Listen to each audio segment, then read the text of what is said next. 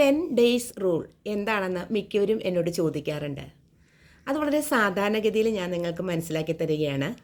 ഇപ്പോൾ ഒരു പേഴ്സൺ, അതൊരു പക്ഷേ നിങ്ങളുടെ ഫ്രണ്ടാകാം, ലവറാകാം, നിങ്ങളോട് വഴക്കിടുകയാണെങ്കിൽ 10 ദിവസത്തിനകം അയാളോട് നിങ്ങൾ സംസാരിക്കണമെന്നുള്ളതാണ്.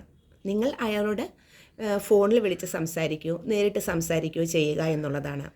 കാരണം ഈ 10 ദിവസം എന്നുള്ളത് നിങ്ങളുടെ ഇമോഷണലി അറ്റാച്ച്മെൻറ്റിനെ അറിയാൻ പറ്റിയ സമയമാണെന്നുള്ളതാണ്.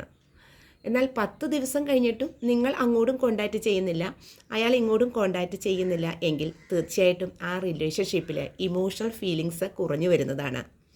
ആക്ച്വലി നിങ്ങൾ ഒരു ഡിറ്റാച്ച്ഡ് സ്റ്റേജിലേക്ക് പോകുന്ന രീതിയിൽ നിങ്ങളുടെ മൈൻഡ് മാറപ്പെടും എന്നുള്ളതാണ്. നമ്മൾ കുറേയൊക്കെ ശ്രമിക്കും, പക്ഷേ 10 ദിവസം എന്നുള്ളൊരു നിർണായക കാലഘട്ടമാണ്. ഈ 10 ദിവസത്തിനുള്ളിൽ തന്നെ നിങ്ങൾ തീർച്ചയായിട്ടും അയാളെ വിളിക്കുകയോ കോണ്ടാക്റ്റ് ചെയ്യുകയോ ചെയ്യണം.